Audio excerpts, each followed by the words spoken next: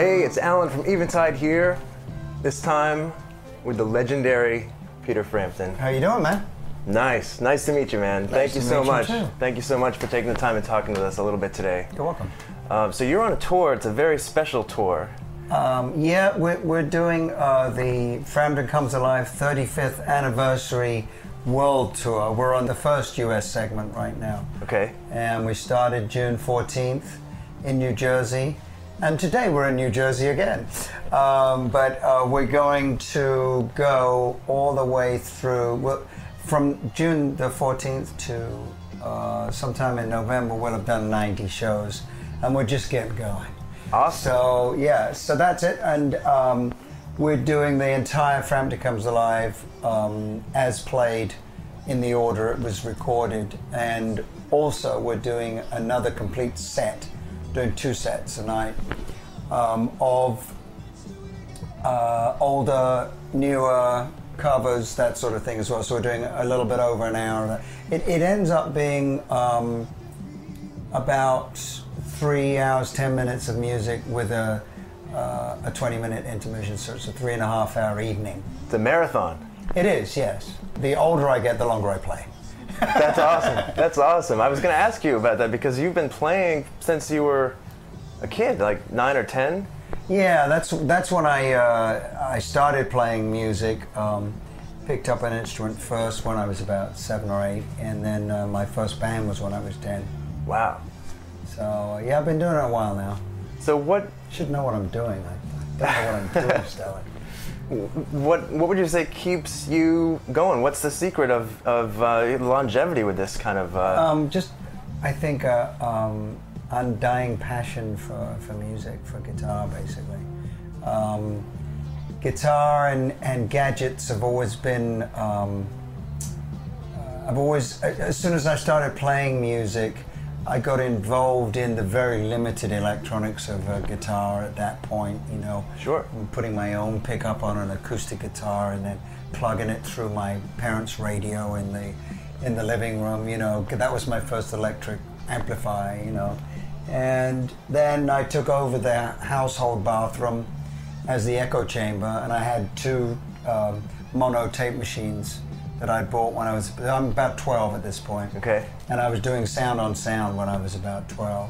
Yeah. And that's pretty unusual for yeah. then, you know? Right.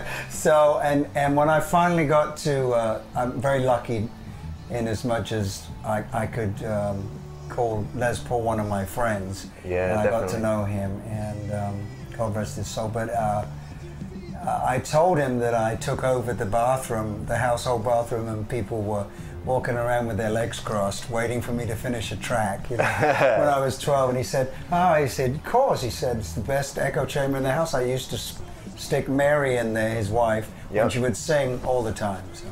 Wow. And he's from this area. And he pioneered that technique, the basically overdubbing. I mean, he invented so much in such a short space of time, a lifetime of achievements that should be for 20 people, and it's just one guy, you know. Cool. Well, speaking about gadgets, of course, I'm with Eventide. Really? Yes. Are you? Eventide is also celebrating an anniversary, 40 years. That's right. That's 5 more than me. 5 more than you. I mean, well, the album anyway. Oh, okay. And I have something that we just wanted to show you really quick. Okay. This is a photo. Yes. That you may remember. I do remember this. This is a photo of me holding a photo of me. Exactly. And I think you said something about doing the same thing again. We could take a picture of me holding a picture of me while having my picture taken, right? Is that Precisely. Nobody has that, right? Well, it's because I've been around so long. Yeah, okay. We're going infinitive with it. One of those mirrored things. Exactly. Exactly. We'll do that after we finish. All right, great. So do you remember anything about when this picture was taken, where this picture was taken? That's very early 80s, I would say, like 82, something like that. So at some point you must have visited the Eventide factory for one reason or another. Yes. When I was doing the mixing comes alive,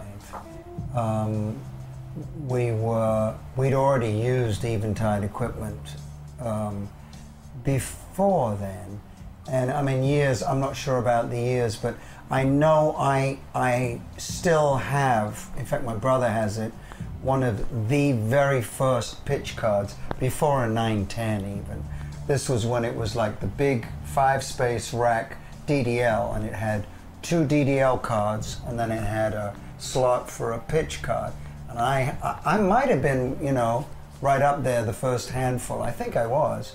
And we were using them on the road when we were touring as well for vocals and stuff like that. Probably right up there before a lot of other people were doing that.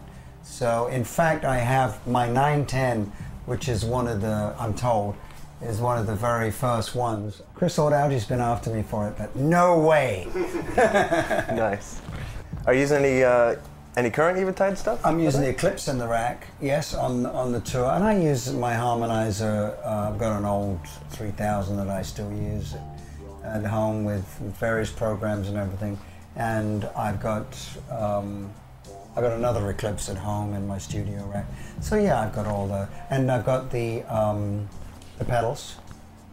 Great. Both the so I use those at home, messing around with, and I've used those in recording, and love those. And yeah, so I'm still an Eventide man. Or once an Eventide man, always an Eventide man. That is awesome, Peter.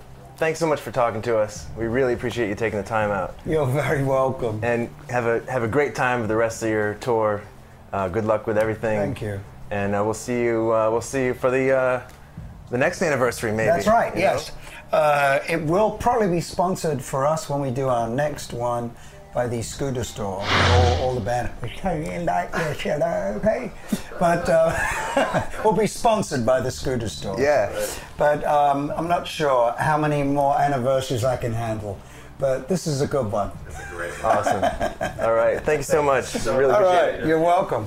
Awesome. You want to do this? Yeah. Yeah, that'd be Take great. A couple stills.